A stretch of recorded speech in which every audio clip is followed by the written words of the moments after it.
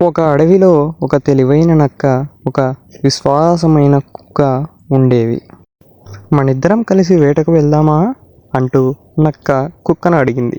కుక్క మంచి మనసుతో అంగీకరించింది. ఇద్దరం కలిసి అడవిలో తిరుగుతూ ఆహారం కోసం వెతికారు. కొంతసేపటికి ఒక చిన్న జింక కనిపించింది. కుక్క జింకను వెంబడిస్తుంది. నక్క ఒంటరిగా జింకను పట్టుకొని తినేస్తుంది. నక్క తన మాట నిలబెట్టుకోలేదు. నిజం బయటపడటం, నువ్వు నన్ను మోసం చేశావు అంటూ కుక్క, అడవిలో బతకడానికి తెలివి ముఖ్యం అంటూ నక్క. చాలాసేపటి తర్వాత కుక్క తిరిగి వచ్చేసరికి నక్క ఇప్పటికే తినేసి విశ్రాంతి తీసుకుంటుంది.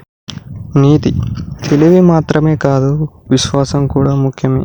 మోసం చేస్తే స్నేహం నిలబడదు అని అంటున్నాను. ఆ రోజు నుంచి కుక్క నక్కపై నమ్మకం పెట్టుకోలేదు. ఈ కథ మనకు స్నేహంలో నమ్మకం ఎంత ముఖ్యమో నేర్పుతుంది.